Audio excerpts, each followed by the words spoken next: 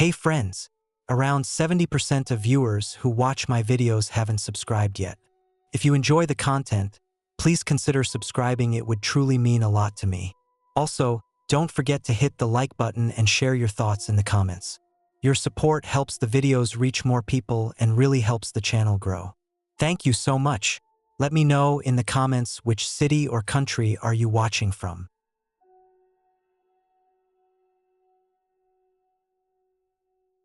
I am from a remote part of Alaska, far enough from the road system that most people could not point to it on a map. The closest city anyone has heard of is Fairbanks, and that is about 250 miles southeast of us. Between my village and that place there is nothing but mountains, rivers, tundra, and a national park that stretches farther than the eye can see. No roads, no power lines, no cell towers once you leave town, just land and weather and animals. I grew up there, and I learned early that the land notices you. It remembers how you move across it. I am typing this on my phone, and I am not a writer. I work, I hunt, I fix things, and I try to stay alive through winters that can kill careless people. I was raised on stories, but not campfire stories meant to scare kids. These were the kind of stories that adults talked about when they thought children were asleep. Stories tied to places you could point at with your finger. Stories tied to missing people, strange tracks, meat going bad for no reason, dogs refusing to leave the porch, and long quiet walks home where you feel watched but never see anything. My village sits in a bowl of low mountains. The river cuts through the land and freezes solid every winter. In summer, the tundra rolls green and wet and endless. The national park wraps around us like a wall. Outsiders think that means protection, but to us it means the land stays how it has always been. Old, untouched, full of things that do not care about people. Growing up, my grandparents and great-aunts talked about the Inalagaric.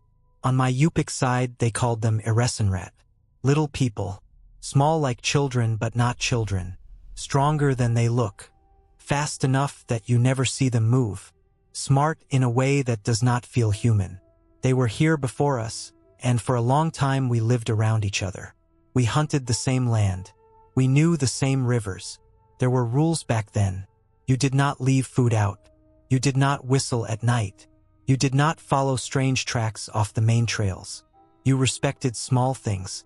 You respected silence.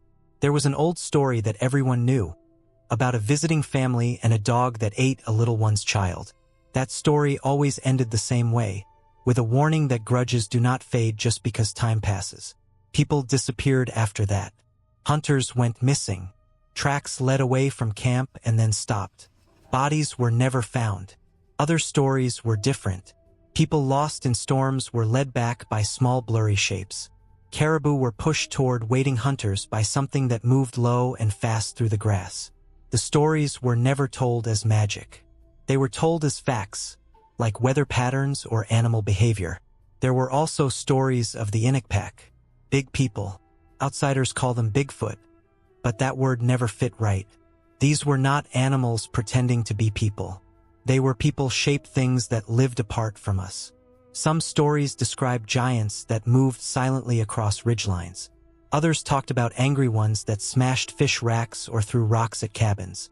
There was one story about a cannibal far to the west, near Nome or Kotzebue, that took people and never left tracks. Back home, the Inukpak were tied to the caribou the same way the little ones were. They came and went with the herds. Sometimes they caused trouble. Sometimes they just watched. I heard all of this before I ever saw anything myself. As a kid, I believed it the way you believe gravity exists. You do not question it because you see the effects every day. Still, I told myself that stories were stories, that people filled gaps with explanations, that fear makes patterns where there are none. That lasted until I was old enough to be alone on the land. My first real experience happened when I was 13. I was out with family earlier in the day, checking nets along the river before freeze up. By the time we headed back, the sky was already turning that deep blue that comes before real darkness. I fell behind. Not far. Just enough that I could not see anyone ahead of me when the trail bent around a stand of willows. I was not scared. I knew the land. I had walked that trail hundreds of times. That was when I saw movement off to my right, low to the ground but upright. At first I thought it was a fox standing on its hind legs. Then it moved sideways without turning its body. It was small, maybe 3 feet tall, but built solid. The color was wrong for any animal I knew. Not fur, not skin, more like a dark blur that bent the air around it. It stopped when I stopped. It felt like it was aware of me in a way animals are not. I did not run. I did not chase it. I stood still like I had been taught. After a few seconds it moved again, fast enough that my eyes could not track it, and it was gone. No sound, no tracks. When I caught up with my family, I did not say anything. I did not need to. I knew what I had seen. After that, I started noticing things more. Small footprints near camps that did not match children or animals. Food gone without signs of animals. Dogs growling at empty tundra. A feeling of being led when fog rolled in. My body choosing the right direction without thinking. Once, during a late fall hunt, our group found a fresh caribou trail that made no sense. The herd had changed direction suddenly, cutting across rough ground for no clear reason. We followed it and filled our tags. Later, when we looked back, the trail showed long drag marks in the moss, like something had run alongside the herd pushing them. As I got older, the experiences became less small and more heavy. The first time I saw one of the big ones I was 19. I was out alone, checking a trapline far from town. It was late winter. The snow was deep and packed hard by wind. The sky was clear and the cold had weight to it. Sound carried far. I was moving along a ridge when I noticed that the usual noises were gone. No birds, no wind, just the sound of my own breathing. That alone was enough to make me stop. I looked down into the valley and saw something tall moving between the trees. At first I thought it was another hunter. Then I saw that it was too tall. The shoulders were wrong. The arms hung too long. It moved slowly, like it was not in a hurry. Each step pressed deep into the snow. It did not look hairy the way movies show. It looked rough, like rock and muscle and old scars. The color blended with the trees and shadows. I felt small in a way I had never felt before. Not scared like panic. More like respect mixed with the understanding that I would not win if it noticed me. It stopped and turned its head toward my ridge. I do not know how I knew it was looking at me. I just did. We stayed like that for a long time. Then it turned away and kept moving, following the valley toward the caribou grounds. I went home early that day. I told myself it was a man in heavy gear. I told myself the cold played tricks on my eyes. But the tracks told a different story. The stride was too long, the depth too deep, the pattern wrong. Years passed. I left for a while, worked in other places, saw cities and crowds and noise. I told myself distance would make the stories fade. It did not. When I came back, the land felt the same, like it had been waiting. The event that made me write this happened 5 years ago. I was in my early 30s. I had a small cabin outside the village, closer to the park boundary. I liked the quiet. I hunted and trapped alone most of the time. I knew the risks. I respected them. That fall, the caribou came late. The weather was strange. Warm days followed by sudden cold snaps. Snow that melted and froze again. The animals moved in odd patterns. One evening, while cutting meat, I noticed my dogs were restless. They paced and whined and refused to settle. They kept staring toward the tree line. That night I could not sleep. The air felt thick. I stepped outside and listened. There was a smell I could not place. Not rot, not animal, just old and sharp. I checked around the cabin and found tracks near the woodpile. Small tracks, barefoot, too clean. They circled the cabin and then disappeared into the brush. The next few days things went missing. Tools moved.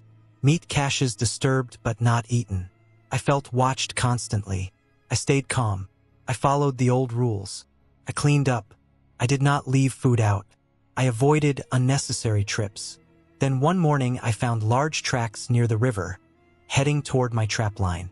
They crossed over the small tracks, overlapping them like whatever made them did not care. The snow around them was churned up. Something heavy had stopped there for a while. I followed the tracks partway and then stopped.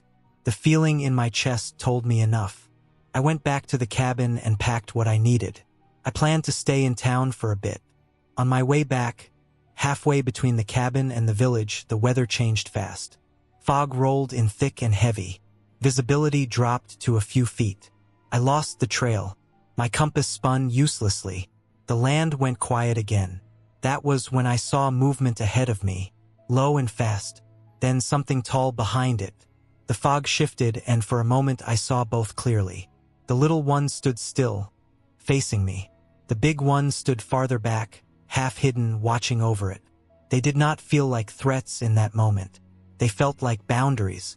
I stopped walking. I stood there, breathing slow. The little one moved sideways and then forward, stopping again, like it wanted me to follow but not too close. The big one stayed where it was.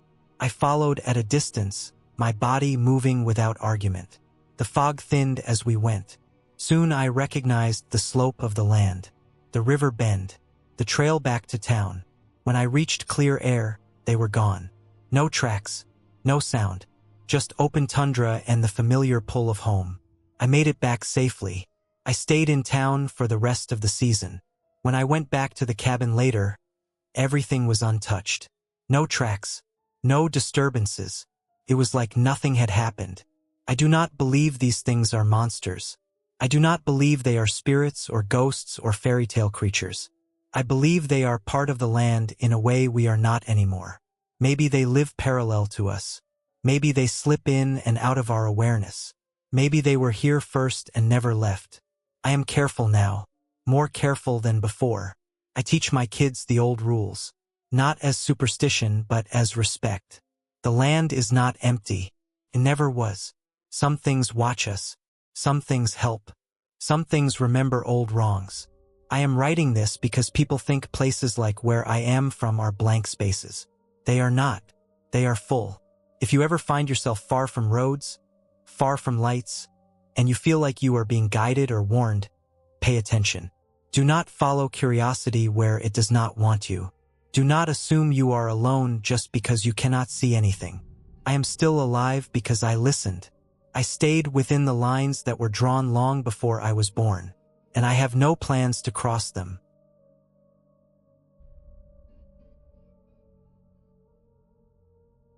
I am from a remote part of Alaska, far from roads and far from the idea that help is always close. When people talk about Alaska, they picture wide skies and clean snow and quiet beauty. That part is real, but it is not the full picture. There is also the feeling that you are being watched by the land itself, not in a magical way, but in a way that makes you aware of how small and exposed you really are. I grew up with that feeling, and I still carry it with me no matter where I go. My village sits roughly 250 miles northwest of Fairbanks. There are no highways reaching us. In the summer, small planes land on a rough strip of gravel. In the winter, sometimes you can reach us by snow machine if the weather allows it and if you know the land well enough not to die trying. Mountains rise on all sides, dark and heavy, and beyond them is protected land that no one is supposed to live on permanently. National Park land. On paper, that means untouched wilderness. In real life, it means old hunting trails, old camps, and places where people stopped going for reasons they never fully explained. Growing up there, you learn early that stories are not just stories. They are warnings, memories, and sometimes excuses for things people do not want to talk about directly. My family told me about the Inullagarak, the little people. On my Yupik side, they were called Eresenrat. The names changed, but the idea stayed the same. Small humanoid beings. Not toys, not fairy tale creatures, but something solid and real that shared the land with us long before anyone wrote maps. They were said to be strong for their size, quick, and smart in a way that did not feel human. They spoke old versions of the local languages, words that sounded familiar but wrong at the same time. The old people said there was a time when humans and the little ones hunted together. Not as friends exactly, but not as enemies either. They respected the land in similar ways. The tundra, or Nuna, was not just empty ground to cross. It was alive in its own way. Then there was the story that everyone knew, the one that explained why things changed. A visiting family, a dog that was not tied up, a child that wandered too close. The dog killed and ate the little one's child. After that, something broke that could not be fixed. From then on, the little ones were said to be unpredictable. Sometimes helpful, sometimes cruel, sometimes just watching. There were stories of people following something small and fast into the fog or snow and never finding their way back. Their bodies were found weeks later, frozen far from any trail, as if they had walked there on purpose. There were also stories of help, like the one from the 60s or 70s, when hunters said a small blurry shape moved across the hills, pushing caribou toward waiting people. That fall, the village had meat, and no one went hungry. No one said thank you out loud, but everyone remembered. Then there were the Inukpak, the big people. Outsiders called them Bigfoot, but that word never felt right. The old stories did not always describe them as ape-like. Sometimes they looked almost human, just too big, too wide, too silent. They were said to move without sound, even through brush and rock. Some stories talked about giants that watched from ridgelines, never coming closer. Other stories were darker, like the one about a cannibal out west near Nome or Kotzebue. Back home, people said the big ones came around with the caribou, same as the little ones. They might cause trouble, or they might just stand and watch. As a kid, I listened to all of this like it was background noise. It was just part of life. You did not whistle at night. You did not mock the stories. You did not wander off alone without telling someone exactly where you were going. Those rules were not written down, but everyone followed them. My first real experience happened when I was around 10 years old. It was late summer, the time when the days were still long, but the air already had that sharp edge that meant winter was not far away. I was out picking berries with my aunt and some cousins. The tundra was wet under our boots, spongy and uneven. The sky was gray, low clouds moving fast.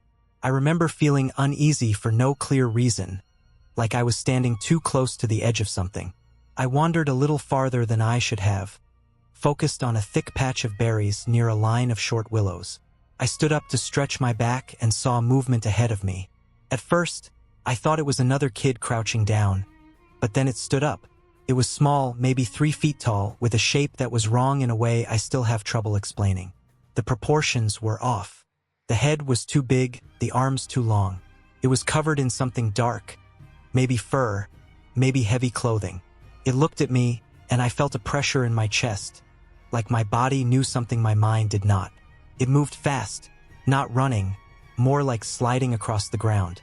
1 second it was there, the next it was gone behind the willows. I stood frozen, my heart pounding so hard I could hear it in my ears. I did not chase it. I did not scream. I slowly backed away until I reached my aunt again. I did not tell anyone what I saw, not then. That night I could not sleep.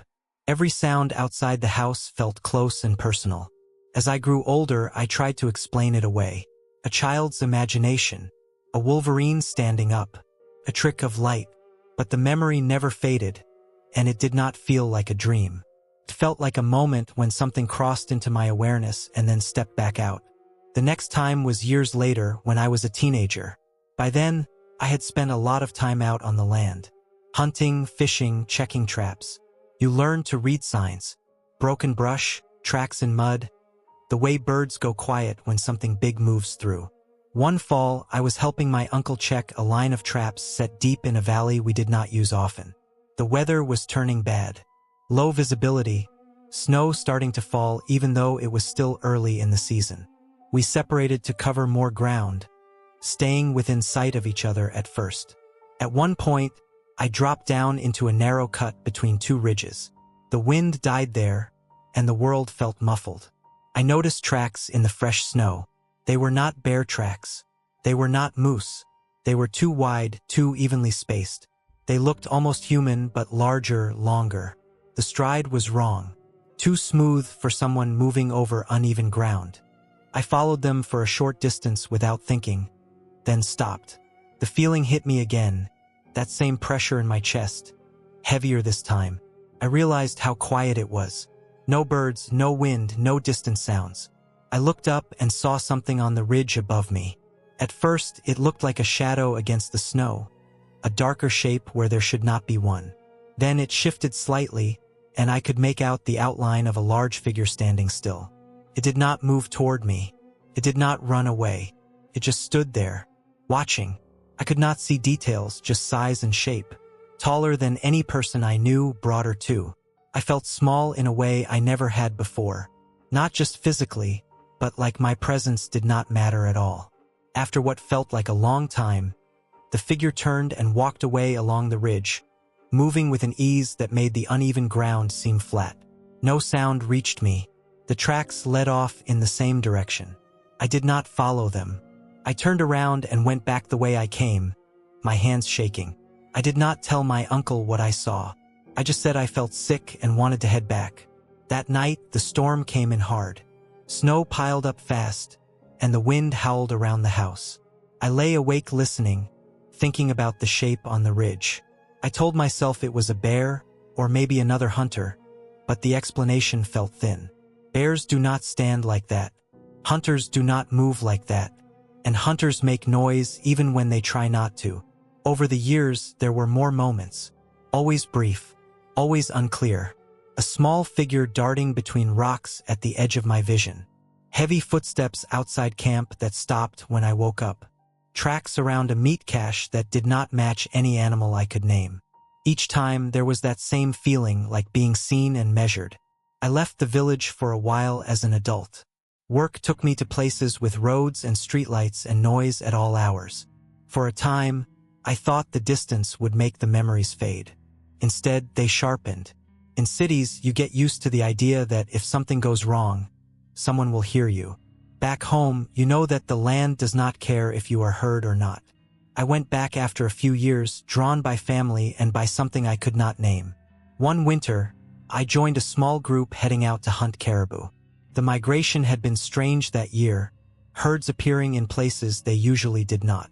We traveled by snow machine, pulling sleds loaded with gear. The days were short, the light flat and gray. On the third day out, we made camp near a line of low hills.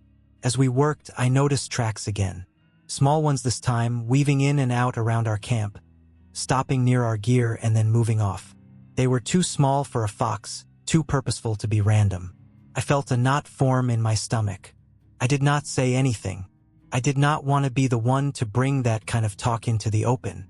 That night, I woke up to a strange sound. Not a howl, not a growl. More like something tapping lightly against the sled. I lay still, listening. The sound moved, circling the camp. Then it stopped. I waited a long time before falling back asleep. In the morning, we found that some of our supplies had been moved. Not taken, just shifted. A rope untied and retied in a different knot. Tracks all around, small and light, overlapping each other. One of the older men with us frowned and said nothing. We packed up and moved on sooner than planned. Later that day, we spotted caribou moving along a distant ridge, heading straight toward the valley we were in. The hunt was good. We brought back enough meat for everyone. As we worked, I kept looking toward the hills, half expecting to see something watching from a distance. I did not see anything, but the feeling stayed with me. The clearest experience came the following year in late fall. I was alone, checking a remote cabin we used seasonally. It was deep in the mountains, a place that always felt heavy, like the air itself had weight. Snow had started to fall, but not enough to cover the ground completely. The light was fading fast. As I approached the cabin, I saw tracks leading up to it. Large ones, bigger than any human. They circled the structure, paused at the door, then moved off toward the tree line. My heart raced. I told myself it was a bear, but the shape was wrong, the heel too defined. Inside the cabin, nothing was disturbed, but the air felt stale, like something had been there recently. I checked the stove, the bunks, the corners. Everything was as I left it. I considered turning around and heading back immediately, but the weather was getting worse, and the trip back would be dangerous in the dark. I stayed the night. I kept the lantern on low and did not sleep much. At one point, I heard footsteps outside. Slow, heavy, deliberate. They circled the cabin once, then stopped near the wall by my head. I held my breath, listening. The footsteps moved away after a while. I did not hear them leave. They just faded into the background noise of the wind. In the morning, fresh snow covered the ground. The tracks were gone, erased like they were never there. I packed up and left as soon as there was enough light to see. That was the moment when I stopped trying to explain everything away. I did not decide that the old stories were literally true in every detail. I did not decide that there were beings from another world stepping in and out of ours. What I decided was simpler and harder to accept. There are things out there that do not fit neatly into our understanding. They may be rare animals, unknown groups of people living far from contact, or something else entirely. Whatever they are real enough to leave tracks, to move objects, to make their presence felt. I still believe that what people call the little ones and the big ones are part of this land in a way that humans never fully will be. They know how to move through it without leaving much behind. They know when to stay hidden and when to show themselves just enough to remind us we are not alone. I am careful now in ways I was not before. I pay attention to feelings that do not have obvious causes. I respect the old rules even when they seem outdated.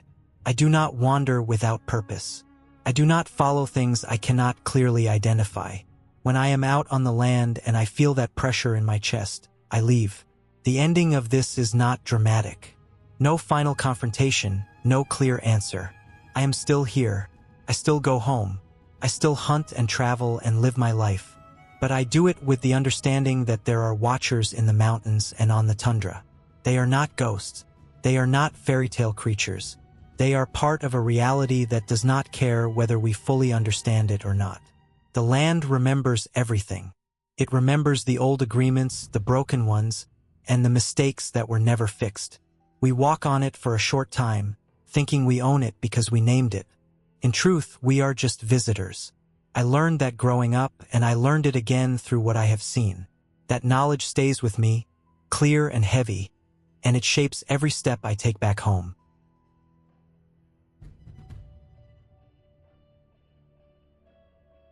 In my high school years, hunting was not a hobby for me. It was work, responsibility, and respect all rolled into one. Where I grew up, you learned early that meat did not come from a store shelf. It came from cold mornings, long walks, frozen fingers, and patience. I hunted caribou, moose, Dall sheep, and bears. I learned how to read tracks the way other kids read books. I learned how to dress an animal in deep snow while the wind burned your face. I learned how fast things could go wrong when you let your guard down. I was not small either. I stood around 5'9" and weighed close to 240 pounds back then, solid from hauling meat and gear. Even so, I had been flipped and tossed by a caribou once like I weighed nothing. That taught me early that size meant very little out there. By December, the land changed in a way that only people who live in deep cold really understand. Sounds traveled farther. The air felt sharp, like it could cut your lungs if you breathed wrong. Metal stuck to skin. Sweat was dangerous. A simple mistake could mean frostbite or worse. That winter had been especially cold. The day this happened, the temperature sat close to -45, and with the wind it pushed into the -50s. The kind of cold where your eyelashes freeze together and your nose hairs turn solid in seconds. I left the village before the sun had any real strength. The sky still pale and washed out. My skidoo growled to life, sounding loud in the stillness. The engine vibration traveled up through my boots and legs, familiar and comforting. I followed the trail out of town, then kept going farther than most people did on an average day. I was hoping to find caribou moving through one of their usual routes, maybe cutting across the valley near a place we called Ben Creek. The ride took almost an hour. The wind picked up and pushed snow across the open areas, erasing tracks almost as soon as they were made. My goggles fogged and froze at the edges. I kept wiping them with my glove, knowing that bare skin was not an option. When I finally slowed down, it was because I saw a large patch of diamond willows clustered near the creek. They stood out dark against the white, thick and tangled, a place animals like to move through for shelter. I parked the skidoo on a small rise overlooking the willows and the creek beyond. I shut the engine off, and the sudden silence felt heavy. In cold like that, silence is never truly quiet. You hear the faint crack of ice, the whisper of wind through branches, the low hum in your own ears. I took out my binoculars and began glassing the hills and open ground beyond the willows, slow and careful. You learn not to rush. Animals show themselves when they want to, not when you want them to. While I stood there, I noticed movement below me in the willows. Just rustling, branches shifting slightly. I did not think much of it. Willows always move. Ptarmigan, hares, foxes, even the wind itself can make them shake. I kept scanning the land, my breath fogging inside my face covering, my fingers slowly stiffening despite my gloves. Time dragged on. Minutes felt longer when you were standing still in that cold. My legs started to ache, so I shifted my weight and leaned against the skidoo. The rustling continued now and then, but it never turned into anything clear. No animal broke free of the brush. No shape showed itself. I told myself it was nothing. Then something happened that made the hair on the back of my neck stand up. Over the wind and the soft noise of branches, I heard what sounded like my name. Not shouted, not panicked, but clear enough to register. Came from below me, from the willow patch. For a moment, my brain tried to make sense of it in a normal way. Maybe someone from the village had followed me. Maybe another hunter was nearby. But that made no sense. I had taken the only snow machine trail into the valley, and the last tracks I had seen were old, half-buried and blown over. No fresh tracks crossed mine. No engine noise had followed me. I stood very still, listening. My heart rate picked up, and I became painfully aware of how exposed I was standing there on that rise. The willows moved again more than before. Branches bent and snapped under pressure. Whatever was down there was moving with purpose now, not like a small animal. I scanned the area with my binoculars again, this time focused on the willows, trying to pick out a shape, a color, anything that made sense. Nothing clear showed itself. Just shadow and movement and dark lines against white snow. The cold suddenly felt sharper, like it had found a way inside my layers. I felt a deep unease settle in my gut, the kind that does not come from imagination but from instinct. Every hunt teaches you to trust that feeling because ignoring it is how people get hurt. I lowered the binoculars and stood there for a few more seconds, debating what to do. I did not like the idea of turning my back on whatever was in those willows, but I liked the idea of staying even less. The rustling grew louder, closer to the edge of the brush. Branches snapped hard enough that I could hear the sound echo faintly in the cold air. I reached for the skidoo and started it up. The engine roared to life, loud and sudden, breaking the stillness. Normally, that kind of noise sends animals running. This time, the movement in the willows did not stop. If anything, it increased. Snow shook loose from branches. The sound of snapping came faster. I did not wait to see more. I swung my leg over, hit the throttle, and took off hard. The skidoo surged forward, the skis bouncing over uneven snow as I headed back the way I came. I did not look back. I focused on staying upright and following the faint trail markers I knew were there. The cold air burned my lungs as I leaned forward, pushing speed. As I rode, my mind raced through possible explanations. A bear should have been denayed up by then, but not all bears follow rules. A moose could move through willows easily, but moose usually make themselves known, and I had not heard the deep sounds or seen the signs I expected. Wolverines were rare but possible, strong and aggressive, but the movement had seemed larger than that. None of it fully explained what I had heard. The ride back felt longer than the ride out. Every shadow looked wrong. Every bend in the land made me tense up. I did not slow down until I was far from Ben Creek and the willows were long out of sight. When I finally eased off the throttle, my hands were shaking, partly from cold, partly from adrenaline. I made it back to the village without incident. I parked the skidoo, shut it down, and stood there for a moment, letting the silence settle again. The familiar sights and smells of home grounded me. People went about their day. Smoke rose from chimneys. Everything was normal. That night, as I lay in bed, I replayed the day over and over. I thought about the sound, the movement, the way my instincts had screamed at me to leave. I knew I had not imagined it. The land has a way of reminding you that you are never as alone as you think, and never fully in control. Whatever was in those willows that day did not need a name or a story. It was enough to know that it was real, it was close, and it had been aware of me long before I was aware of it. After that, I was more careful about stopping alone in places like that. I still hunted. I still provided. But I listened harder, watched longer, and trusted my instincts without hesitation. Some lessons come from success.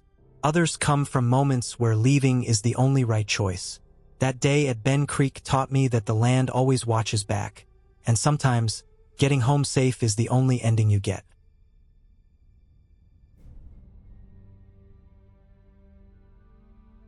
I was 16 that year, old enough to be trusted with real work, but still young enough to feel like the land was bigger than me in every direction.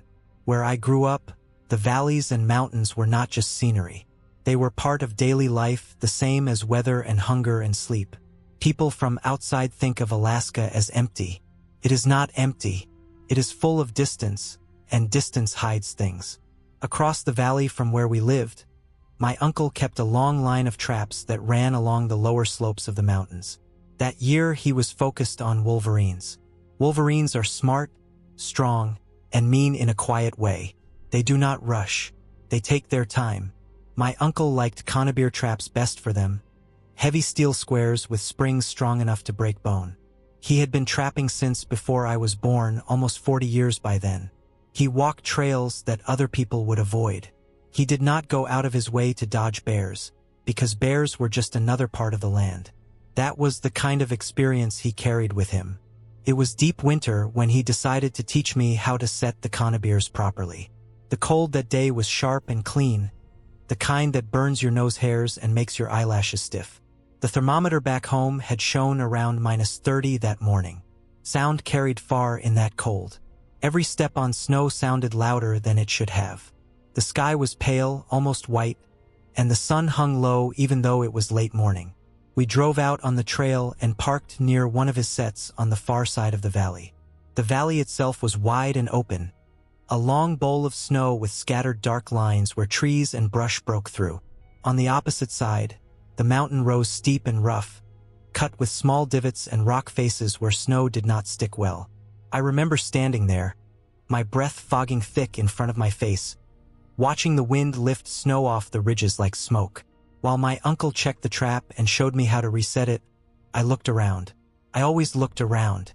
Out there, you learn to keep your head moving. That is when I noticed something strange on the mountain across the valley.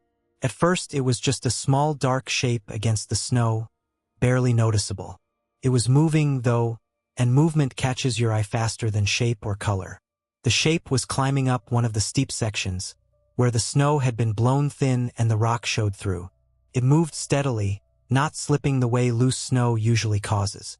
It was too small to be a bear, especially at that distance, but too upright to be any animal I knew. It looked like a tiny person, but that did not make sense either. There was no trail there, no reason for anyone to be climbing that face, especially in that cold. I lifted my binoculars and focused on it. The glass sharpened the image just enough to make my stomach tighten. The figure was dark and hunched, moving with a slow, deliberate rhythm. What caught me was what it did next. It reached back and pulled something up and over its shoulders. For a moment, it looked like it was spreading a cape or a hide around itself. The material was thick and uneven, not fabric, more like fur. It reminded me of a grizzly hide, the long guard hairs catching light differently, but that made no sense. Grizzlies were deep in hibernation, and even if one was out, it would not be climbing a sheer face like that in -30. The figure paused after pulling the hide around itself, then continued climbing. The movement was wrong. It was not scrambling or clawing like an animal. It was stepping, placing weight carefully, almost thoughtfully. I lowered the binoculars and felt the cold creep into my gloves without noticing before. I pointed it out to my uncle. When he looked through the binoculars, his posture changed. He straightened slightly, then stiffened. He watched longer than I had. He did not say anything, but the way his shoulders tightened told me enough. This was a man who did not scare easily. He had been charged by bears, surprised by moose, caught in storms that could kill you if you made one bad choice. Seeing him react like that made the air feel heavier. After a moment, he lowered the binoculars and looked around the valley, then back at the mountain. He did not go back to the trap. He did not point or gesture. He simply moved with purpose back toward the truck. I followed without question. The cold felt sharper then, biting through layers.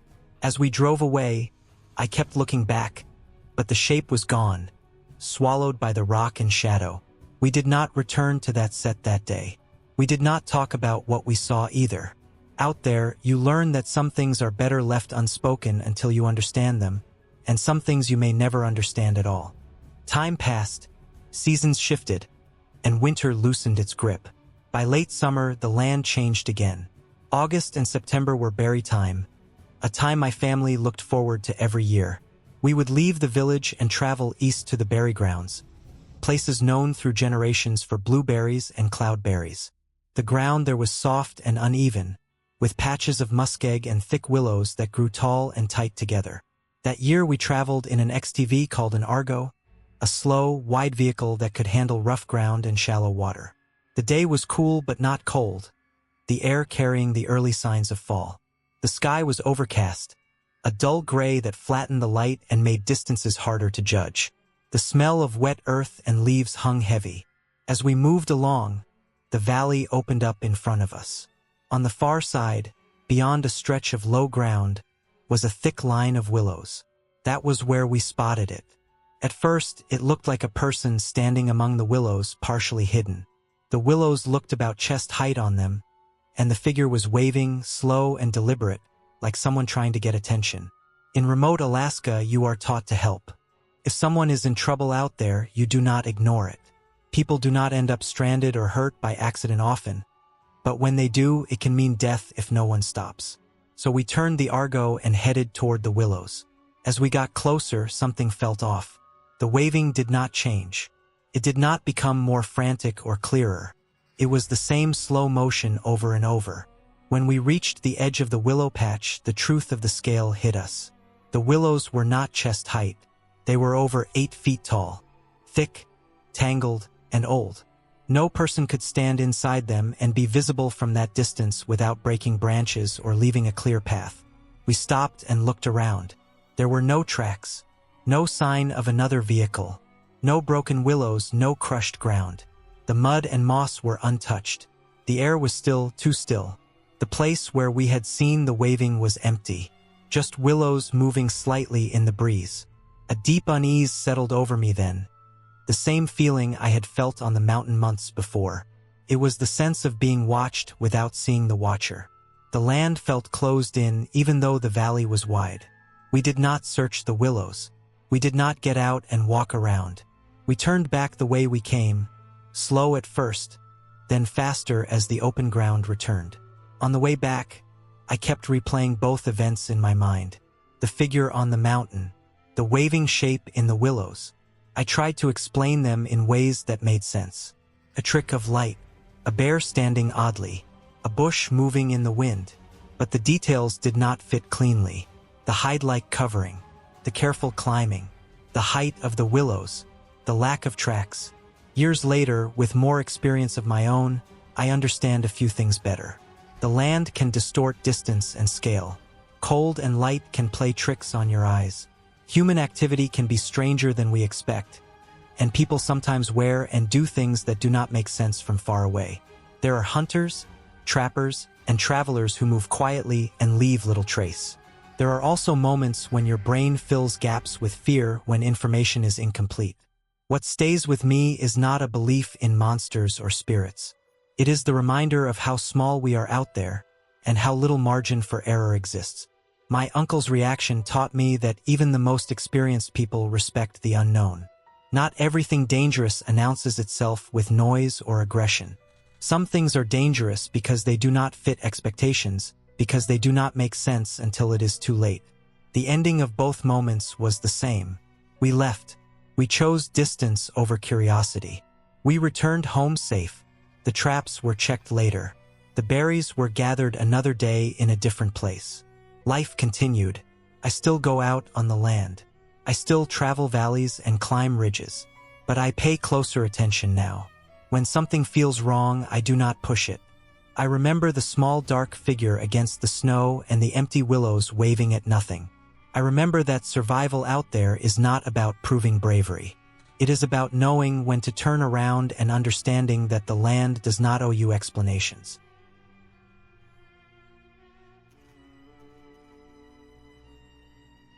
I was 8 years old when it happened, maybe 9, young enough that the memory should have blurred by now, softened at the edges, turned into something vague. Instead, it stayed sharp in the worst way.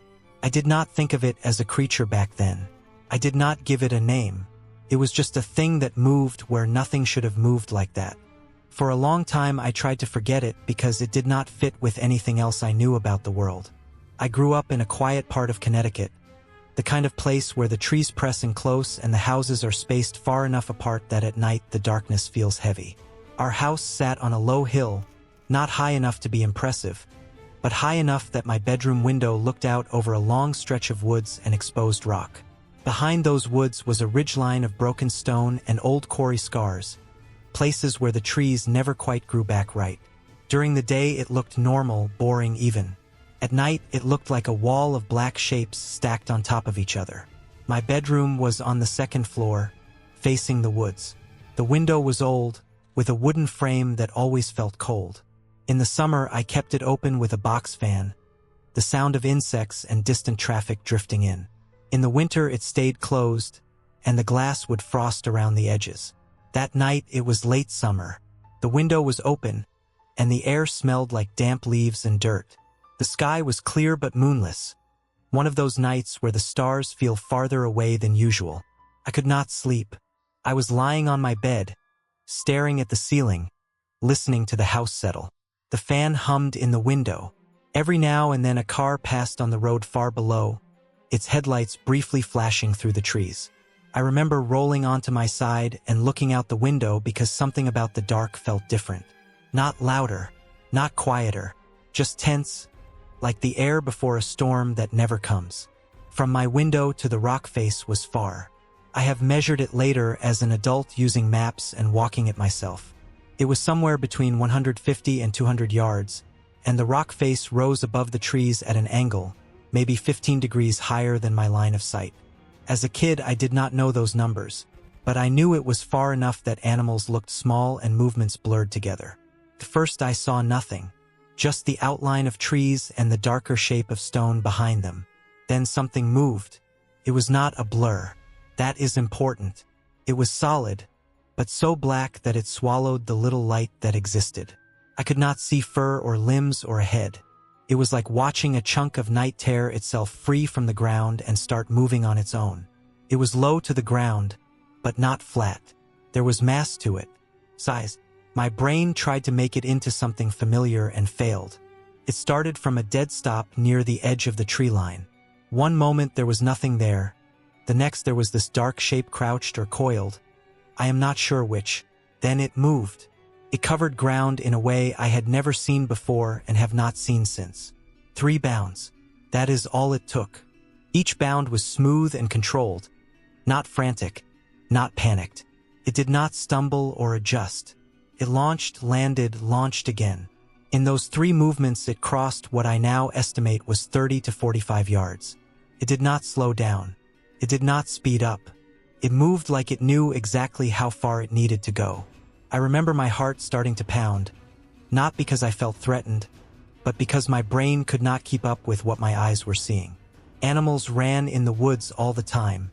Deer, coyotes, foxes. I had seen bears at a distance once or twice, dark shapes lumbering through undergrowth. This was nothing like that. There was no wasted motion, no sway. It was power without noise. After the 3rd bound it hit the base of the rock face. The rock face was not a gentle slope. It was a broken wall of stone, rising almost vertical for 15 to 20 feet before angling back and disappearing into more trees. I had climbed parts of it during the day with friends. It was hard even with hands and feet, even when you knew where to put your weight. From where I stood in my room, that wall looked like a dead end. The thing did not slow down. It hit the rock and went up. The jump was wrong. That is the only word I have for it. It leapt upward in one smooth motion, clearing most of the rock face in a single arc. Near the top it seemed to push off again, like it found purchase where nothing should have been, a second burst of force to get over the last third of the climb. There was no scrambling, No sliding, just a clean movement up and over. Then it was gone. No sound reached me, no crashing, no stones falling, no snapping branches. It vanished into the darkness above the rock like it had never been there at all. I stood frozen at the window, my hands gripping the sill so hard my fingers hurt. I do not know how long I stayed there. Seconds. Minutes. I remember becoming aware of the fan again. The steady hum like a reminder that the house was still normal, still safe. Eventually I backed away and sat on my bed, my legs pulled up to my chest. I did not cry. I did not scream. I did not wake my parents. I did not tell anyone the next day. Even then, part of me knew how it would sound. A kid seeing something in the dark. An imagination running wild. A trick of shadows. I told myself it was a bear, even though black bears were rare in that area at the time and I had never heard of one moving like that. I told myself it was a big cat, even though there were no big cats in Connecticut, not officially, not according to any book or teacher or park sign. I told myself I had misjudged the distance, the height, the speed, but the image stayed. As I grew older, I learned more about animals. I learned how fast deer could run, how powerful bears were, how mountain lions moved when they sprinted and leapt. None of it fit. Bears were strong, but they were not that fast, not that agile, not that quiet. Big cats were fast and agile, but they were not supposed to be there, and even they had limits. Gravity was still gravity. Muscles still needed time to contract and release. What bothered me the most was not that it was unknown. It was that it seemed physically impossible. Years passed. The woods changed. Trees were cut. New houses went up. The rock face stayed the same. Every time I visited my parents, I would find myself standing in my old room, looking out that window, trying to place the memory onto the landscape as it existed now. During the day, it looked smaller than I remembered, less dramatic. At night, it still felt wrong. I went to college. I moved away. I lived in cities where the night was never truly dark. For a while, the memory faded into the background, something I thought about only when I was already tired or stressed. But it never fully went away. As an adult, I started to question my own memory more seriously. I read about misperception, about how the brain fills in gaps, about how distance and darkness can turn normal movements into something monstrous. I wanted that to be the answer. I needed it to be. So I went back. One fall, years later, I visited my parents alone. They were out for the evening, and the house was quiet in that familiar way that made me feel like a kid again. After dark, I went up to my old room. The furniture was gone, replaced with boxes and old junk, but the window was the same. I opened it. The air smelled the same too, damp and earthy. I turned off the light and waited for my eyes to adjust. The woods were darker than I remembered, but the shapes were still there. The tree line, the open patch where I had first seen the movement, the rock face rising behind it. I paced the room, counting steps, measuring angles. I used my phone to check distances, to overlay maps onto satellite images. The numbers came back close to what my adult mind had estimated. I stood at the window for a long time, trying to imagine a bear covering that distance in 3 bounds. Trying to imagine the muscle power required to leap 15 feet straight up a rock face from a run. I watched videos. I read studies. I compared frame by frame movements. Nothing fit cleanly. That night, I did not see anything. The woods stayed still. Eventually, I closed the window and went downstairs. I slept poorly, my dreams full of motion and shadow. Over the next few years, I kept digging quietly, privately. I learned about animals that lived in the margins, species that were rarely seen, behaviors that were poorly documented. I learned about transient mountain lions passing through states where they were not supposed to exist, leaving behind paw prints and blurry trail camera photos that officials dismissed or downplayed. I learned about fishers, dark and fast mustelids that could climb and leap and move in ways that startled people who saw them for the first time. I learned about how darkness can erase detail, turning fur and limbs into a single moving mass.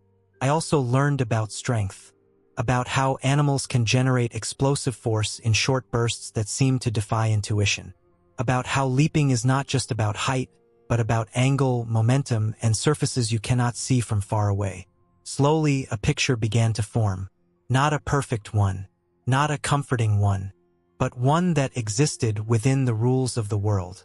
It is possible that what I saw was a large black bear, younger and leaner than the ones people picture, moving at full speed with a clarity of purpose I had never witnessed before. It is possible that it was a transient mountain lion, its coat darker than usual in the low light, its movements amplified by my distance and angle. It is possible that the rock face had more ledges and grips than I could see from my window, turning one impossible leap into a series of rapid, powerful pushes that my brain compressed into a single motion. It is also possible that it was something else entirely, something rare and poorly understood but still real, still bound by muscle and bone and physics. What I know for sure is this: it was not a ghost. It was not a monster. It was not a humanoid shape stalking the woods. It was an animal. A real, living thing that existed in that moment whether I understood it or not. That knowledge should have made me feel better. In some ways it did. It grounded the memory, anchored it to a world I could study and measure. But it also left me with a different kind of unease. Animals move through our spaces all the time without us noticing. They cross roads at night, slip through backyards, climb rocks and trees while we sleep. Most of the time we never see them, and when we do, we force them into categories that feel safe and familiar. That night, from my bedroom window, I caught a glimpse of something outside those categories. Not because it was supernatural, but because it was at the edge of what I knew. The thing that has stayed with me all these years is not fear. It is respect. There are moments when the natural world shows its full capability without warning. When speed and strength and precision align in a way that feels unreal simply because we are not meant to witness it. I still think about that black shape sometimes. About how it moved with no hesitation, no doubt, no awareness of me watching from far away. It was doing exactly what it was built to do. And then it was gone. The woods outside my childhood home are quieter now. More lights, more fences, less space for something like that to move unseen. But I know that somewhere, in places like that, things still run through the dark faster and stronger than we expect. Not as legends, not as monsters, just as animals, living their lives at a scale and intensity that only looks impossible when you see it once, from far away, through a window in the middle of the night.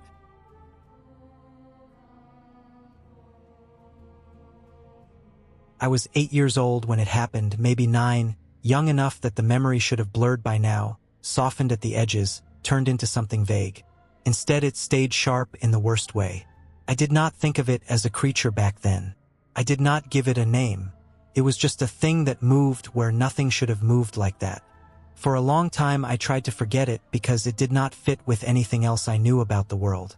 I grew up in a quiet part of Connecticut, the kind of place where the trees press in close and the houses are spaced far enough apart that at night the darkness feels heavy. Our house sat on a low hill, not high enough to be impressive, but high enough that my bedroom window looked out over a long stretch of woods and exposed rock. Behind those woods was a ridgeline of broken stone and old quarry scars, places where the trees never quite grew back right. During the day it looked normal, boring even. At night, it looked like a wall of black shapes stacked on top of each other. My bedroom was on the second floor, facing the woods. The window was old, with a wooden frame that always felt cold. In the summer, I kept it open with a box fan, the sound of insects and distant traffic drifting in. In the winter, it stayed closed, and the glass would frost around the edges. That night, it was late summer. The window was open, and the air smelled like damp leaves and dirt. The sky was clear but moonless, one of those nights where the stars feel farther away than usual. I could not sleep. I was lying on my bed, staring at the ceiling, listening to the house settle. The fan hummed in the window. Every now and then a car passed on the road far below, its headlights briefly flashing through the trees. I remember rolling onto my side and looking out the window because something about the dark felt different. Not louder, not quieter, just tense, like the air before a storm that never comes. From my window to the rock face was far. I have measured it later as an adult using maps and walking it myself. It was somewhere between 150 and 200 yards, and the rock face rose above the trees at an angle, maybe 15 degrees higher than my line of sight. As a kid, I did not know those numbers, but I knew it was far enough that animals looked small and movements blurred together. At first I saw nothing, just the outline of trees and the darker shape of stone behind them. Then something moved. It was not a blur. That is important. It was solid, but so black that it swallowed the little light that existed. I could not see fur or limbs or a head. It was like watching a chunk of night tear itself free from the ground and start moving on its own. It was low to the ground, but not flat. There was mass to it. Size. My brain tried to make it into something familiar and failed. It started from a dead stop near the edge of the tree line. One moment there was nothing there. The next there was this dark shape crouched or coiled. I am not sure which. Then it moved. It covered ground in a way I had never seen before and have not seen since. 3 bounds. That is all it took. Each bound was smooth and controlled. Not frantic. Not panicked. It did not stumble or adjust. It launched, landed, launched again. In those 3 movements it crossed what I now estimate was 30 to 45 yards. It did not slow down. It did not speed up. It moved like it knew exactly how far it needed to go. I remember my heart starting to pound, not because I felt threatened, but because my brain could not keep up with what my eyes were seeing. Animals ran in the woods all the time. Deer, coyotes, foxes. I had seen bears at a distance once or twice, dark shapes lumbering through undergrowth. This was nothing like that. There was no wasted motion, no sway. It was power without noise. After the 3rd bound it hit the base of the rock face. The rock face was not a gentle slope. It was a broken wall of stone, rising almost vertical for 15 to 20 feet before angling back and disappearing into more trees. I had climbed parts of it during the day with friends. It was hard even with hands and feet, even when you knew where to put your weight. From where I stood in my room, that wall looked like a dead end. The thing did not slow down. It hit the rock and went up. The jump was wrong. That is the only word I have for it. It leapt upward in one smooth motion, clearing most of the rock face in a single arc. Near the top it seemed to push off again, like it found purchase where nothing should have been, a second burst of force to get over the last third of the climb. There was no scrambling, no sliding, just a clean movement up and over. Then it was gone. No sound reached me, no crashing, no stones falling, no snapping branches. It vanished into the darkness above the rock like it had never been there at all. I stood frozen at the window, my hands gripping the sill so hard my fingers hurt. I do not know how long I stayed there. Seconds. Minutes. I remember becoming aware of the fan again. The steady hum like a reminder that the house was still normal, still safe. Eventually I backed away and sat on my bed, my legs pulled up to my chest. I did not cry. I did not scream. I did not wake my parents. I did not tell anyone the next day. Even then, part of me knew how it would sound. A kid seeing something in the dark. An imagination running wild. A trick of shadows. I told myself it was a bear, even though black bears were rare in that area at the time and I had never heard of one moving like that. I told myself it was a big cat, even though there were no big cats in Connecticut, not officially, not according to any book or teacher or park sign. I told myself I had misjudged the distance, the height, the speed. But the image stayed. As I grew older, I learned more about animals. I learned how fast deer could run, how powerful bears were, how mountain lions moved when they sprinted and leapt. None of it fit. Bears were strong, but they were not that fast, not that agile, not that quiet.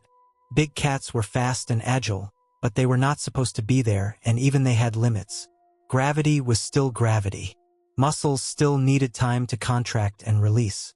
What bothered me the most was not that it was unknown. It was that it seemed physically impossible. Years passed. The woods changed. Trees were cut. New houses went up. The rock face stayed the same. Every time I visited my parents, I would find myself standing in my old room, looking out that window, trying to place the memory onto the landscape as it existed now. During the day, it looked smaller than I remembered, less dramatic. At night, it still felt wrong. I went to college. I moved away. I lived in cities where the night was never truly dark. For a while, the memory faded into the background, something I thought about only when I was already tired or stressed. but it never fully went away. As an adult, I started to question my own memory more seriously. I read about misperception, about how the brain fills in gaps, about how distance and darkness can turn normal movements into something monstrous. I wanted that to be the answer. I needed it to be. So I went back. One fall, years later, I visited my parents alone. They were out for the evening, and the house was quiet in that familiar way that made me feel like a kid again. After dark, I went up to my old room. The furniture was gone, replaced with boxes and old junk, but the window was the same. I opened it. The air smelled the same too, damp and earthy. I turned off the light and waited for my eyes to adjust. The woods were darker than I remembered, but the shapes were still there. The tree line, the open patch where I had first seen the movement, the rock face rising behind it. I paced the room, counting steps, measuring angles. I used my phone to check distances, to overlay maps onto satellite images. The numbers came back close to what my adult mind had estimated. I stood at the window for a long time, trying to imagine a bear covering that distance in 3 bounds. Trying to imagine the muscle power required to leap 15 feet straight up a rock face from a run. I watched videos. I read studies. I compared frame-by-frame movements. Nothing fit cleanly. That night, I did not see anything. The woods stayed still. Eventually, I closed the window and went downstairs. I slept poorly, my dreams full of motion and shadow. Over the next few years, I kept digging quietly, privately. I learned about animals that lived in the margins, species that were rarely seen, behaviors that were poorly documented. I learned about transient mountain lions passing through states where they were not supposed to exist, leaving behind paw prints and blurry trail camera photos that officials dismissed or downplayed. I learned about fishers, dark and fast mustelids that could climb and leap and move in ways that startled people who saw them for the first time. I learned about how darkness can erase detail, turning fur and limbs into a single moving mass. I also learned about strength, about how animals can generate explosive force in short bursts that seem to defy intuition, about how leaping is not just about height, but about angle, momentum, and surfaces you cannot see from far away. Slowly, a picture began to form. Not a perfect one, not a comforting one, but one that existed within the rules of the world.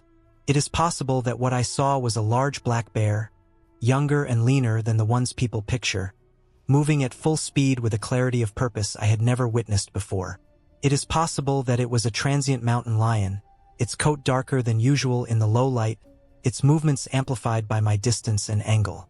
It is possible that the rock face had more ledges and grips than I could see from my window, turning one impossible leap into a series of rapid, powerful pushes that my brain compressed into a single motion. It is also possible that it was something else entirely, something rare and poorly understood but still real, still bound by muscle and bone and physics. What I know for sure is this: it was not a ghost. It was not a monster. It was not a humanoid shape stalking the woods. It was an animal, a real, living thing that existed in that moment whether I understood it or not. That knowledge should have made me feel better. In some ways it did. It grounded the memory, anchored it to a world I could study and measure. But it also left me with a different kind of unease. Animals move through our spaces all the time without us noticing. They cross roads at night, slip through backyards, climb rocks and trees while we sleep.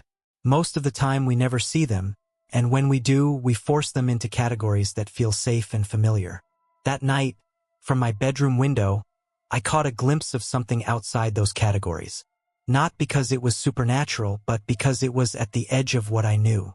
The thing that has stayed with me all these years is not fear. It is respect.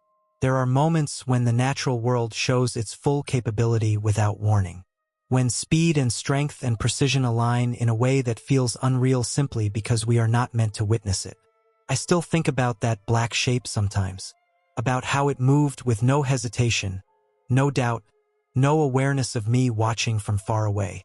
It was doing exactly what it was built to do, and then it was gone.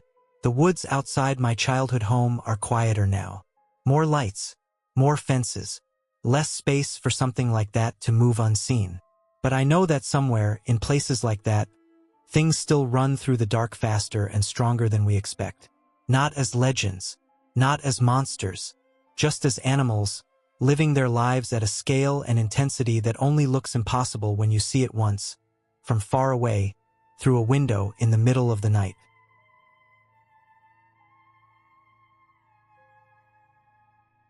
I have been skating most of my life, long enough that pain stopped meaning the same thing it does to other people.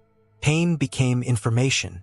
Pain told me when to shift weight, when to roll, when to get up fast, when something was broken and when it was just loud. I learned early that falling was part of moving forward. You slam, you bleed, you sit for a second, then you stand back up because stopping feels worse than the injury itself. That mindset sticks with you even when you step off the board. On the night this happened, I was skating alone on a stretch of old pavement that ran along the edge of the woods outside town.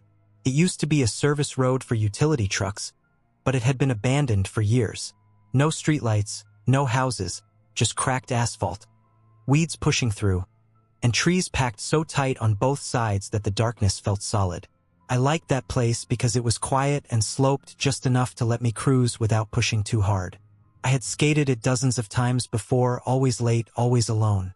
I carried my board more than I rode it at first, stepping around broken glass and patches where the asphalt had collapsed. The night air was cool and damp, the kind that makes your joints feel stiff before they warm up. My shoes were worn thin, soles smooth from years of grip tape, and my hands had scars layered over scars. Everything about me felt normal, steady, familiar. I wasn't nervous. I wasn't thinking about anything except the rhythm of moving forward. When I finally rolled onto the smoother section, I pushed off and let gravity do the work. The sound of wheels on old pavement echoed off the trees, a low, steady hiss. My shadow stretched long in front of me, warped by my headlamp and the uneven ground. The woods pressed in close, branches hanging low, leaves barely moving. No wind, no insects, just quiet.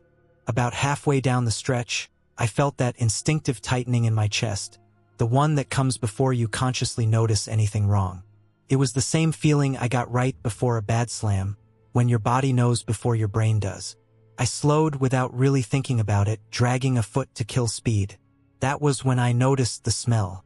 It was sharp and heavy, like wet fur and rot mixed together. It didn't belong there. I had smelled dead animals before, plenty of times, but this was different. Fresher, stronger, like something living that hadn't cleaned itself in a long time. I stopped completely and stood on the board, one foot on the ground. I scanned the tree line with my light. The beam caught trunks, low brush, the occasional reflective glint of moisture on leaves. Nothing moved. Nothing made a sound. I told myself it was just an animal passing through. Deer, maybe. A stray dog. This road cut through a lot of land that no one really watched. People dumped things out here. Sometimes animals followed. I pushed again, slower now, every sense tuned sharp. My grip on the board tightened. I felt the weight of it differently, not as something to ride but as something solid, something I could swing if I needed to. Years of skating had taught me how hard a board could hit when you put your whole body into it. The smell grew stronger as I rolled forward. My light picked up disturbed ground on the side of the road. Leaves crushed, dirt turned over. Something had crossed recently. I could see tracks, but not clearly enough to tell what they belonged to. Too large for a fox. Wrong shape for deer. That was when I heard breathing. It wasn't loud, but it was close. Wet, heavy. Not the quick panting of a small animal. This was slow and deliberate, like whatever it belonged to wasn't afraid of being heard. I stopped again, heart pounding now, but not in panic. It was the same rush I felt before dropping into something sketchy, the edge of fear mixed with focus. I shifted my stance, lifting the board into my hands without thinking about it. The light caught movement to my left. Something stepped out of the brush, just far enough for me to see its outline. It was low to the ground at first, shoulders high, head down. My brain tried to label it fast. Dog. That was the closest fit. But it was bigger than any stray I had seen around here. Ribs thick, neck heavy, fur matted and dark with patches missing. Its eyes reflected back bright and wrong in the beam of my light. It didn't growl. It didn't bark. It just stared at me, breathing hard, saliva hanging from its mouth. I stood my ground. This is the part people don't get about skateboarders. We're used to standing up after things that should have made us stay down. We don't freeze the same way. The fear hits, but it doesn't lock you. It sharpens you. You measure distance. You look at weight, angles, timing. The animal took a step forward. I lifted the board higher, gripping it by the trucks. The wood was chipped and scarred, edges rounded from years of abuse. Felt right in my hands. Familiar, balanced. The animal took another step, then another, closing the gap slowly. Its body language wasn't confused or defensive. It was testing me, deciding. I backed up a half step, careful not to trip, eyes never leaving it. My foot caught a crack in the pavement and my ankle twisted slightly. Pain flared, sharp but manageable. Information. I adjusted my stance. When it lunged, it did it without warning. It covered the distance faster than I expected, teeth flashing in the light. I swung the board hard, not aiming for its head but for its shoulder, putting my whole body into it like a desperate trick gone wrong. The impact was solid, bone on wood, a dull crack that traveled up my arms. The animal yelped and stumbled, momentum carrying it past me. I didn't wait to see what it would do next. I stepped in and swung again, this time down onto its back. The board flexed, trucks biting into fur and muscle. The animal thrashed, claws scraping pavement, breath coming in violent bursts. I jumped back as it rolled and scrambled to its feet, favoring one side now. Blood darkened its fur where I had hit it. Not much, but enough to tell me I had hurt it. It circled me, limping slightly, eyes locked on mine. I felt my arms shaking, adrenaline flooding my system, but my grip stayed firm. I had fallen harder than this. I had skated with broken fingers, cracked ribs, torn skin. This was just another kind of impact. The animal lunged again, slower this time. I sidestepped and brought the board down across its snout. I felt cartilage give under the blow. It screamed then, a high, raw sound that echoed into the trees. Collapsed onto the pavement, legs splayed awkwardly. I stood there for a moment, chest heaving, waiting for it to move again. My light shook in my other hand, beam dancing over its body. Twitched, tried to get up, failed. Blood pooled under its head, black in the dark. I didn't feel triumph. I didn't feel relief yet, just a cold focus, the same feeling I got after a bad slam when you're waiting to see if you can still move. I backed away slowly, board still raised, eyes scanning the woods. That was when I realized the silence was wrong again. The breathing wasn't gone. It was coming from deeper in the trees. A second shape moved just beyond the reach of my light. Taller this time, heavier. I caught glimpses of fur and muscle through the brush, but not a clear outline. Stayed back, watching. The realization hit me hard then. This wasn't one animal acting alone. This was territory. I didn't run. Running with a twisted ankle and uneven ground would have been a mistake. Instead, I moved backward steadily, keeping my light trained on the tree line, board held ready. Every step sent a jolt of pain through my ankle, but I kept going. The shape in the woods tracked my movement parallel, just out of sight. Branches cracked softly under its weight. I could hear it breathing, faster now, agitated. I reached a wider section of the road where the pavement opened up into a small turnaround. More space, fewer places to ambush. I planted my feet and turned, facing the woods fully. The second animal stepped into the edge of the light. It was larger than the first, thick-bodied, scars crisscrossing its face and shoulders. One ear was torn almost in half. Its eyes reflected the light with the same unnatural brightness. But there was something else there too. Recognition. It looked at the animal lying broken on the road, then back at me. It didn't charge. It stood there, muscles tense, tail low, head tilted slightly. Calculating. I raised the board higher, making myself bigger, breathing slow and controlled. My arms burned from the repeated swings. My hands were slick with sweat and blood, not all of it mine. The animal took a step forward, then stopped. We stayed like that for what felt like a long time, neither of us moving. My ankle throbbed. My heart hammered. The woods felt like they were leaning in, waiting. Finally, the animal made a decision. It backed away. Not fast, not in panic. Just a slow retreat into the trees, never turning its back on me. Branches swallowed its shape, the breathing fading as it went deeper into the dark. I didn't move until the sounds were completely gone. When I finally lowered the board, my arms felt like rubber. I looked down at the first animal, now completely still. Its eyes were open, reflecting nothing. Whatever it had been, stray or wild, it wasn't getting back up. I limped back up the road, every step careful, pain growing sharper as the adrenaline drained away. The woods stayed quiet. No more movement, no more breathing. By the time I reached the edge of town, my ankle was swelling badly and my hands were shaking uncontrollably. I sat on the curb and checked myself over. Scratches on my forearms. A deep bruise already forming on my thigh where I had twisted. Nothing broken that I could tell. I didn't call anyone. I didn't tell anyone what had happened. I went home, cleaned the blood off my board, wrapped my ankle, and lay awake until morning, replaying every second in my head.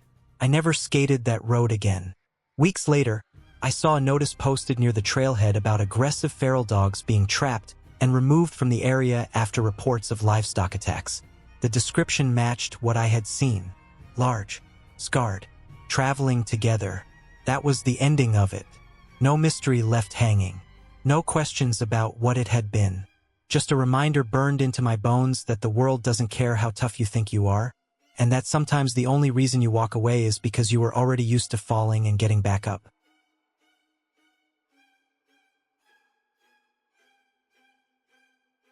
I have lived in Alaska my whole life, long enough to know that the land keeps things hidden even when nothing supernatural is involved. Half my life was spent in a small village where everyone knew everyone, and the other half was spent in the city where people pass each other without ever really seeing one another.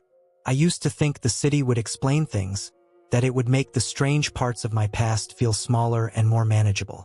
Instead, it did the opposite. It gave those memories more space to echo.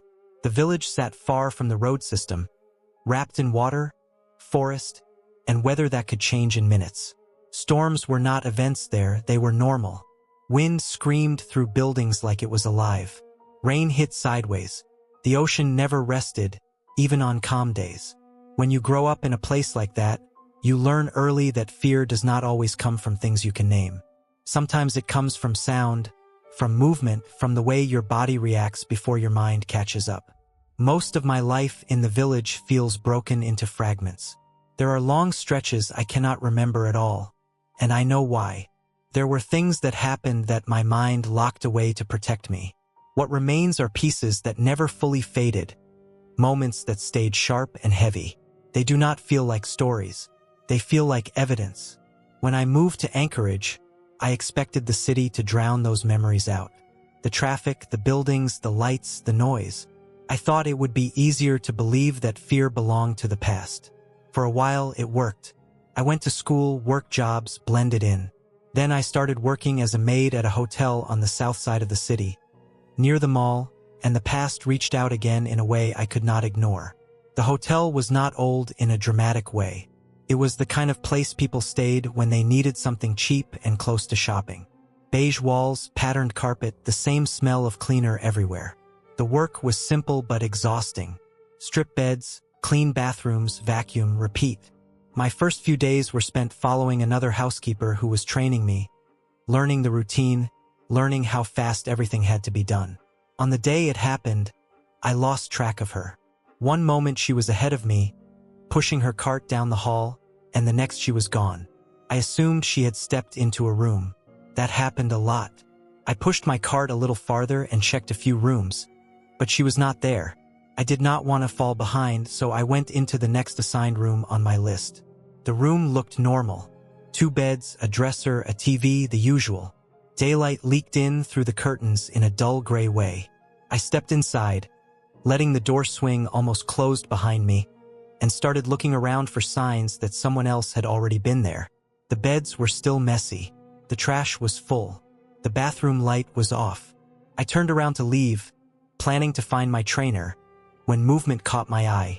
It was fast, clear enough that my brain registered it before I had time to doubt it. A full human shape moved past the bathroom doorway, crossing from one side to the other. Not a shadow, not a trick of light. Person. I stopped so suddenly my body felt locked in place. My first thought was simple and logical. I thought my trainer had come in without me noticing and gone into the bathroom. That made sense. I waited a second, expecting to hear the sound of running water or movement. Nothing happened. I stepped closer to the bathroom and leaned in, careful, already feeling uneasy. The bathroom was empty. The toilet lid was down. The sink was dry. I pulled back the shower curtain slowly, my heart starting to pound for reasons I could not fully explain. The tub was empty too. I stood there trying to force my breathing to stay even. I told myself I had been mistaken. That happens. The mind fills in gaps. But the room had only two ways out. The door I had just walked through, which I was still blocking with my body, and the small windows above the tub that opened outward. They were closed and locked. No one could have left without passing me. A cold, crawling feeling spread through my chest and arms. It felt physical, like my body was reacting to a threat my mind had not named yet. I backed out of the room and left immediately, pushing my cart down the hall faster than I should have. I did not finish that room. I did not check another one on that floor. Later, when I was back with the other housekeepers, I learned why my fear had spiked so fast. They had stories about that hotel. Not dramatic ones, not the kind you tell to scare people for fun. They spoke in a matter-of-fact way, like people sharing safety tips. They said there had been a man who used to linger and watch the maids while they cleaned. They said if he did not like you, he would get aggressive. They said most incidents happened on the third floor. I had been on the first floor, but that did not matter to me. I did not need the story to be true in any supernatural sense for it to be terrifying. All it meant was that someone could have been in that room with me, someone who knew how to move without being seen, someone who left no obvious trace. That idea was enough. I never saw anything like that again at the hotel, but the feeling stayed with me. It joined the older memories that never fully left. The next one goes back to my childhood, back to the village, back to a night where the weather itself felt violent. Storms there could turn the ocean into something unrecognizable. Waves rose high enough to look like walls. Wind tore at your clothes and made it hard to breathe. Rain felt like needles. I was a kid, standing near the inlet with a friend, soaked through, laughing at the stupidity of being out there. We had convinced ourselves we might see something impossible in the water, some huge shape, something legendary. Kids believe things like that because the world still feels open to possibility. Then we noticed something above us. It was metal. That was the first clear detail that stuck with me.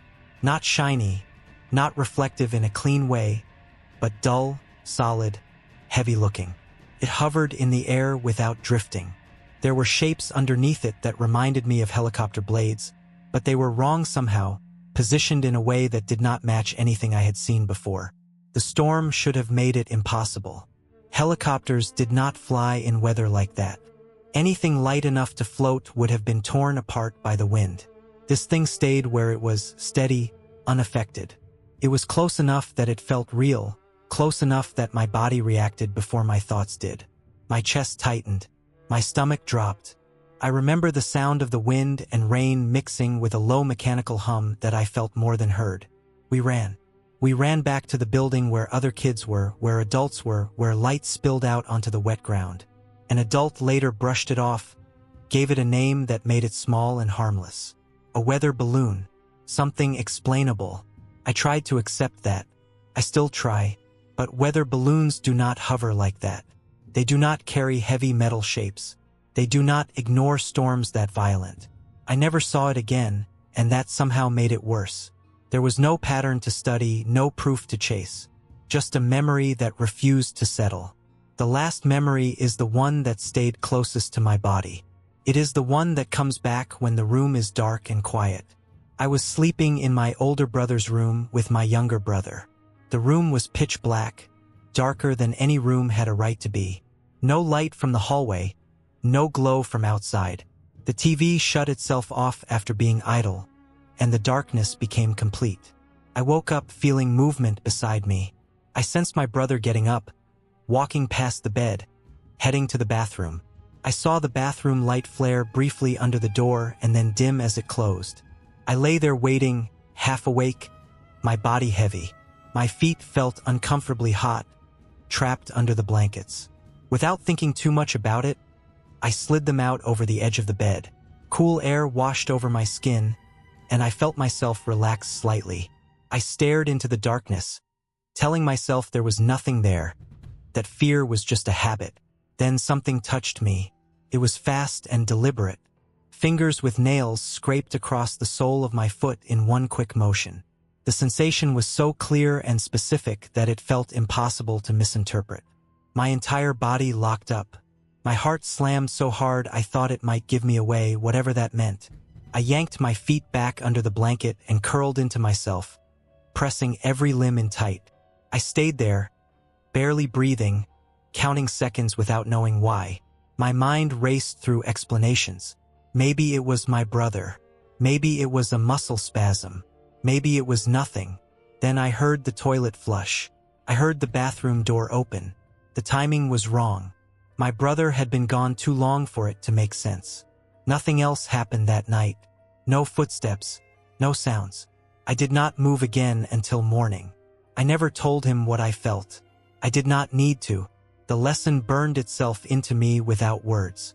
Years later, looking back, I do not frame these experiences as hauntings or monsters or visitors from the sky. I frame them as moments where my sense of safety failed. A person in a hotel room where no one should have been. An unknown machine in a storm where nothing should fly. A touch in the dark where no one should reach. I understand now that fear does not need the supernatural.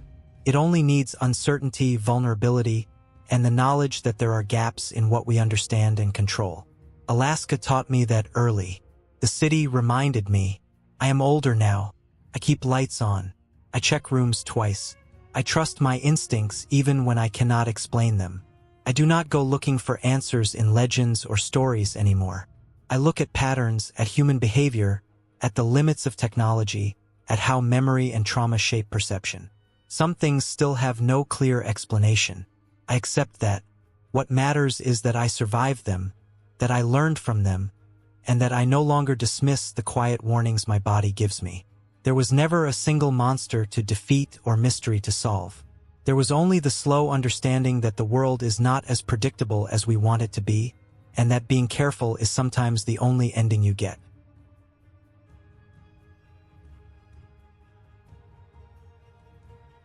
In the fall of 2018, I already felt like I was half gone. My bags were not packed yet, but my mind was already moving ahead of my body, counting days, thinking about distance, thinking about time passing without me there. Where I am from, leaving for a while is not just leaving a place. It is stepping out of a circle. You feel it in your chest, like a quiet pressure that does not go away until you come back and step into it again. That night, I went to see my cousins and my aunt because I knew it mattered. I knew that if I did not go, something would feel unfinished all winter. Their place sat at the edge of the village where the road thinned out and the land started to take over again. The house was old but solid, the kind of place that had seen many winters and did not complain about them. Across the road was a long stretch of willows, thick and tangled, growing close together like they were trying to hide something or protect it. Beyond that, the land dipped and rose toward the mountains, dark shapes even before the sun went down. Inside the house, it was warm and familiar. The air smelled like food that had been cooked earlier and like wood and old fabric. We sat together for hours. Time moved slow in a good way. We talked and signed about things that mattered and things that did not, the way people do when they know a goodbye is coming. We talked about what life looked like right then. Work, weather, kids.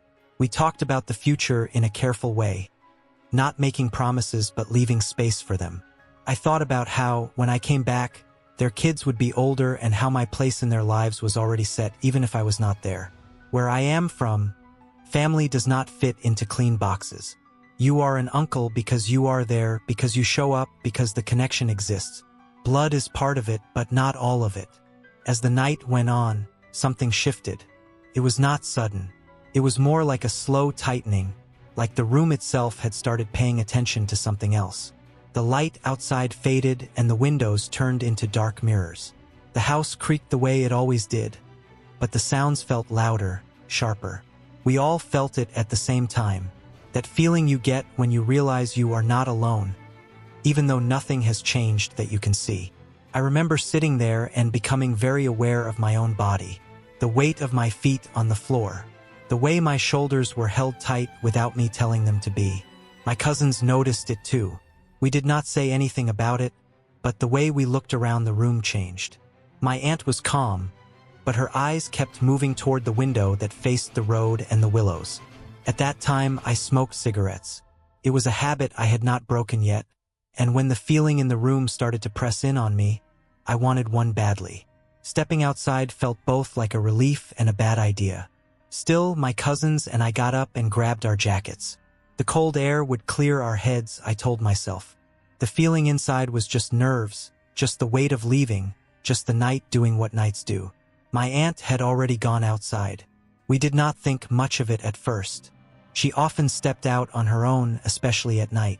She trusted her senses more than fear, and she had lived long enough to know the land did not always mean harm. When we opened the door, the cold hit us hard and clean. The sky was dark, clear, full of stars. The kind of sky that makes you feel small in a way that is not scary, just honest. We stepped onto the ground, and that was when we saw the light. It was not a normal light. It was bright and focused, cutting through the dark like a blade. My aunt was standing closer to the road, holding a high-powered spotlight and sweeping it slowly across the willows. The light turned night into something thin and fragile. Every branch and leaf stood out sharp and pale. At first, I did not understand what I was seeing. The light moved and then stopped. And there they were. They stood in the willows across the road, partly hidden, partly exposed by the beam. There were 4, maybe 5, maybe 6. It was hard to count because they were close together and because my brain did not want to believe what my eyes were telling it. They were small. Not child small, but proportioned, complete. Like full people scaled down. They stood upright. Their arms and legs were shaped right. Their heads were right. Nothing about them looked broken or wrong. They looked like people from the village. Their faces were familiar in a way that made my stomach turn. The shape of the nose, the set of the eyes, the way the mouth sat on the face. It was all too close to home. But their clothes were not. They wore skins, layered and worn smooth with age and use. No zippers, no bright colors, no modern lines, just earth tones and texture. Their eyes caught the light and reflected it back. Not like an animal exactly, but not like us either. There was awareness there, focus. One of them pulled its lips back and showed its teeth. It was not a smile. It was not a threat in the way people think of threats. It was more like a warning, or maybe a reminder. The air felt heavier. I realized I was holding my cigarette without lighting it. My hands were steady, but my heart was beating hard enough that I could feel it in my throat. I did not feel panic. That surprised me later when I thought about it.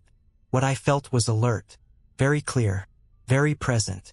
I knew what they were. We all did. The Anulagarat, the little ones. The old stories were not stories in the way outsiders think of stories. They were observations passed down, ways of explaining things that had been seen more than once. Beings that lived alongside people before the lines were drawn, before the land was cut and named and owned. They were not ghosts. They were not monsters. They were part of the place. We stood there and looked at them. They looked back. There was no rush in it, no sudden movement, just a shared moment of awareness. My aunt held the light steady. The beam did not shake. She knew what she was doing.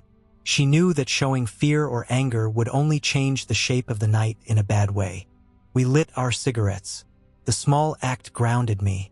The smell of smoke mixed with cold air. My breath came out in pale clouds. I focused on that, on standing, on not pointing, on not reacting in any way that could be taken wrong. Time stretched, could have been seconds or minutes. The light made everything feel unreal, like a stage set. The willows cast sharp shadows that tangled together on the ground. The Anulagarat did not move. They watched us with the same intensity we watched them. I felt seen in a way that went deeper than eyes. Eventually my aunt lowered the light. Not all at once. She let the beam drift away, then switched it off. The darkness rushed back in, thick and complete. For a brief moment I saw movement. Fast. Too fast to track. Like blurs slipping between branches. The willows shook softly, not from wind but from something passing through them. They built cover with speed that did not make sense. Branches shifted. Shapes disappeared. It was like watching water flow into cracks. There 1 second, gone the next. That was when we turned and ran inside. The door closed hard behind us. The warmth of the house felt unreal after the cold. My hands shook then, just a little. The feeling in my chest changed shape. It was no longer just awareness. It was tension stretched tight. We locked the door. We turned off the lights that faced the road. We sat together and waited. Not long after, the knocking started. It was not loud. That was what made it worse. A steady knock on the front door every few minutes. Not frantic. Not random. Measured. Like someone counting time in their head. Between the knocks, rocks hit the windows. Small ones, thrown with enough force to make the glass rattle but not break. Always from the direction of the willows. I checked the time again and again. Minutes dragged. Each knock made my shoulders tense. Each rock made my stomach drop. I did not imagine voices. I did not imagine faces in the glass. Nothing like that. What scared me was how consistent it was. How patient. We did not respond. We did not look out. My aunt sat calm and still, her face set in a way that told me she had seen this kind of thing before. She did not look afraid. She looked focused, protective. The hours passed slowly. The knocking did not stop. Every 3 or 4 minutes, like clockwork, felt like a test. Like they were checking to see if we would break the rules we all knew without speaking.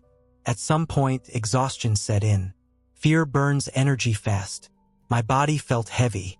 My eyes hurt. Still, I did not sleep. None of us did.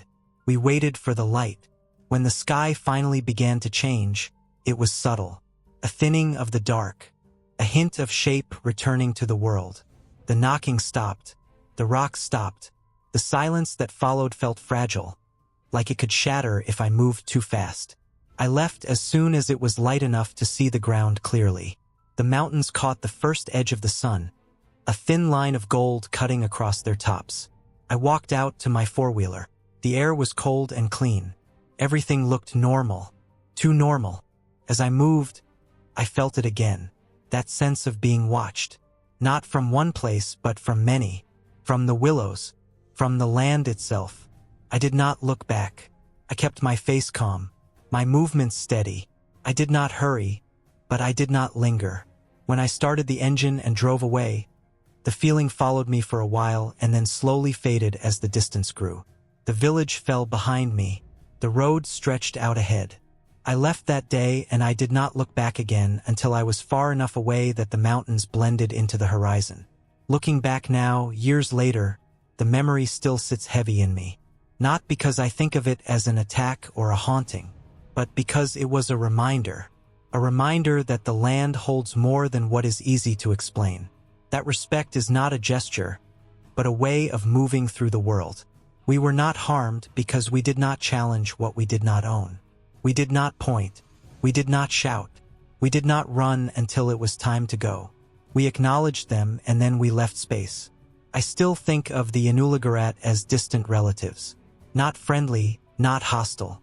Just there. Watching. Living alongside us in ways that do not need permission or belief to exist. That night did not change the world. The sun still came up. Life went on. But it changed the way I carry myself in certain places. I pay attention now. I move carefully. And when the land feels like it is watching, I listen.